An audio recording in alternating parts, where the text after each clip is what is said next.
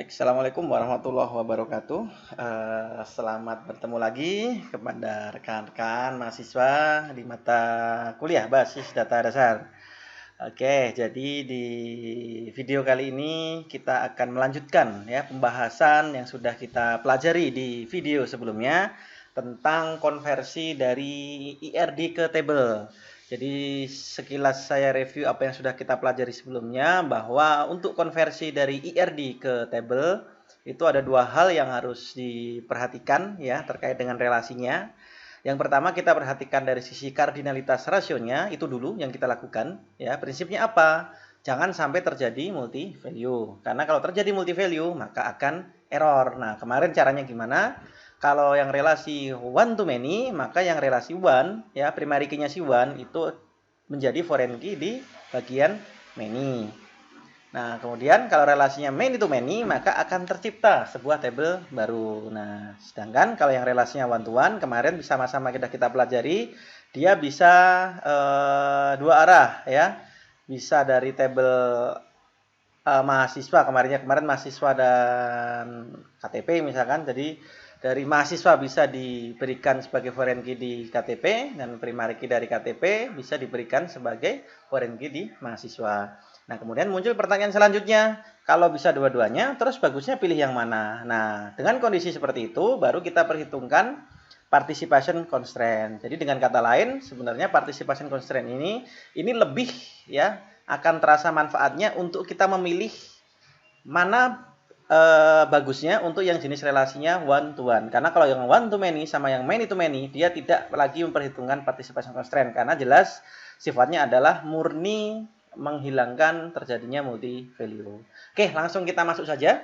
Jadi participation constraint kita juga sudah menyinggung di awal pertemuan dulu ya. Ada dua jenis, yaitu total, satu lagi di bawah, satu lagi parsial. Oke, sorry. Ini saya turunkan dulu biar rapi. Oke, parsial. Nah, parsial nanti seperti apa? Contohnya total seperti apa? Kita mulai dari yang total dulu. Total itu berarti maksudnya adalah pasti punya teman. Bahasa kitanya seperti itu. Maksudnya, ini kita lihat contohnya, ada mahasiswa, ada KTP. Jadi di sini, apakah setiap mahasiswa di entiti mahasiswa itu pasti punya KTP? Seperti itu. Dan apakah setiap KTP itu pasti dimiliki oleh, ya ini konteksnya adalah ini ya, konteksnya adalah di kampus, di akademik ruang lingkupnya. Ya, jadi KTP apakah pasti dimiliki oleh, ada yang mahasiswa yang punya, atau KTP itu pasti dimiliki oleh mahasiswa? Nah, karena pasti, jadi mahasiswa pasti punya KTP, KTP juga pasti dimiliki oleh mahasiswa. Sekali lagi dengan catatan ini di ruang lingkup akademik, karena kalau di ruang lingkup secara umum ya yang punya KTP kan tetap orang, tetapi bisa jadi bukan mahasiswa. Makanya ini asumsinya adalah di ruang lingkup akademik. Nah, jadi mahasiswa pasti punya KTP, KTP pasti dimiliki oleh mahasiswa. Nah, berarti itu sifatnya adalah total. Untuk menggambarkan total bagaimana? Menggambarkannya di garis antara entity dengan relasi itu dibuat sebanyak dua garis, double line. Dua. Jadi mahasiswa ada dua garis, KTP ke mahasiswa ada dua garis. Nah, ini berarti artinya adalah total, pasti punya teman. Nah, kalau total seperti itu, ya, berarti kita bolak-balik kembali seperti kemarin, ya. Asumsi pertama berarti ini saya letakkan primary key nomor KTP menjadi foreign key di mahasiswa, seperti ini. Karena pasti punya teman, mungkin nggak ada kondisi seperti ini, misalkan si penjol dengan NIM 04 dia tidak punya nomor KTP. Nah, kalau nggak punya kan berarti kan di sini kan kita tulis 0. Seperti ini. Oh ya, sebelum lanjut, ini kita kenalan dulu berarti ya. Apa yang dimaksud dengan nul? Oh iya, ini biar nggak terlewat. Oke, jadi saya tuliskan nul. Ini akan sangat sering besok kalian temuin istilah nul ini ketika sudah bekerja dengan database. Oke, gini, misalkan nul. Ini saya tulis nul. Nul ini apa? Ini kalau diungkapkan dengan kata-kata nih agak sulit nih. Langsung aja. Jadi, misalkan 0 dibandingkan dengan angka 1, misalkan kita punya data seperti ini. 10, 50, himpunan ya, saya tulis ini. Himpunan ada 0, ada 10, ada 50, misalkan ada 15, ada 45, ada 45, ada nilai berapa lagi ya? Ada nilai misalkan 30. Oke, ini adalah himpunan awalnya. Oke. Ini anggaplah saya tulis sebagai himpunan A, misalkan. Seperti ini. Oke. Nah, terus A isinya itu. Nah, kemudian coba kita sekarang misalkan sort ascending. Ascending itu maksudnya coba kita urutkan si A ini secara menaik dari kecil ke besar. Nah, hasilnya apa kira-kira? Oke, kita urutkan yang angka dulu ya, yang angkanya dulu, nolnya nggak usah kita tahu dulu. Jadi kalau angka kan hasilnya pasti 10, 15, 30, 45, 50. Oke. Oke, ini kalau angka-angkanya. Nah, 0 perilakunya gimana? Nah, itu yang jadi masalah. 0, apakah dia diletakkan di sini? Apakah dia menjadi paling kecil? Jadi lebih kecil dari 10? Atau hasilnya apakah seperti ini?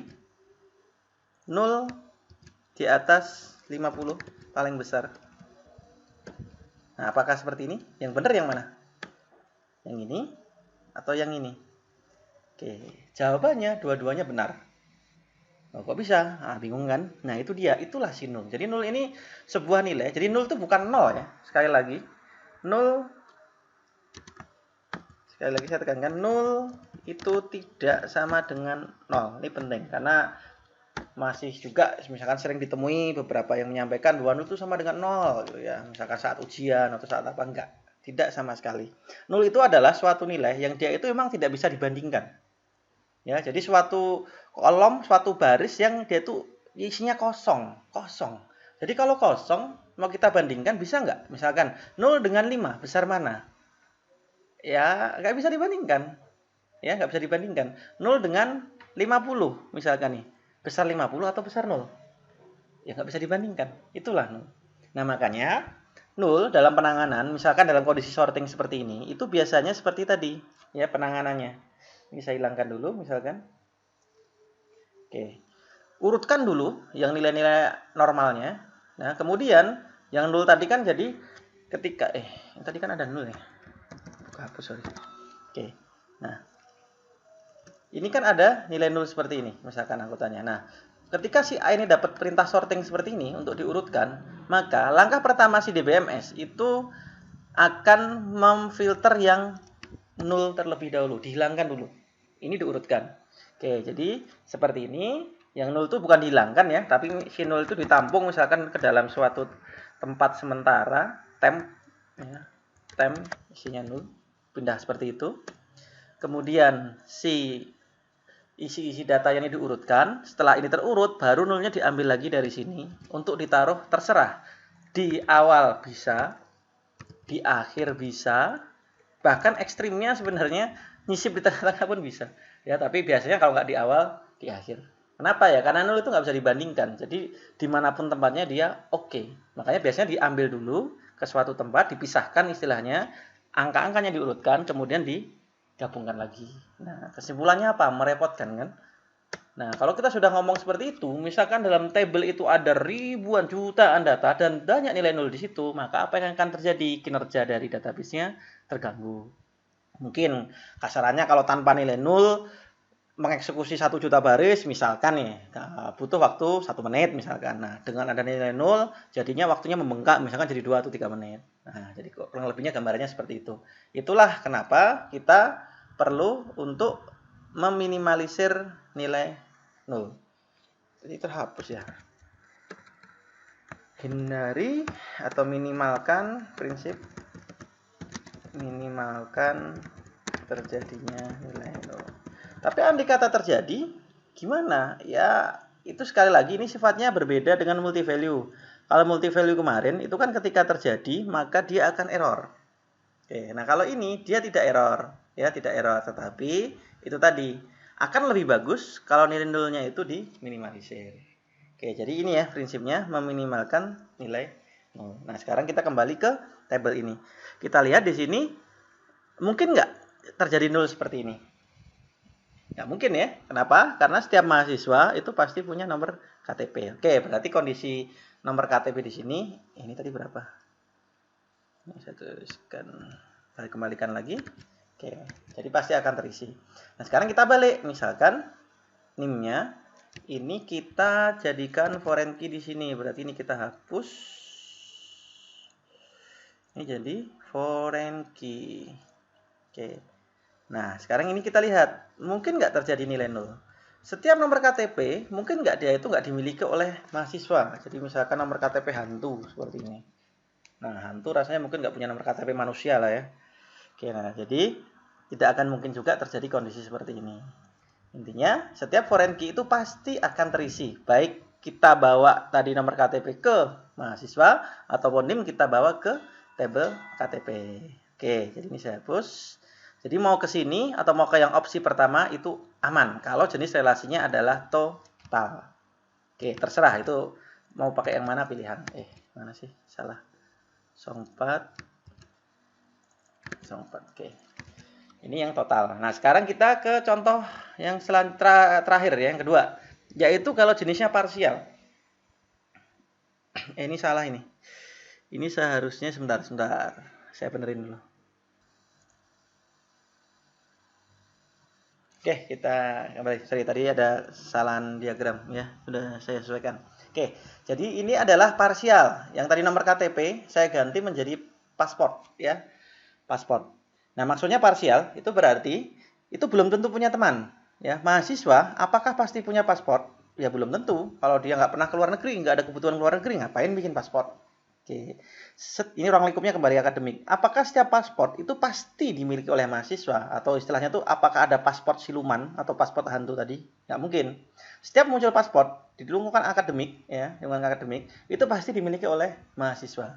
Sekali lagi lingkungan lingkupnya adalah akademik. Kalau enggak ya bisa aja pedagang, petani punya paspornya. Tapi sekali lagi batasan di sini adalah pembahasannya lingkungan akademik. Berarti mahasiswa belum tentu punya teman di sini, belum tentu punya paspor, paspor pasti punya teman mahasiswa. Oke, nah sekarang kita lihat. Ini saya hapus dulu nih. Ini masih ngopi dari di atas tadi. Oke, seperti ini.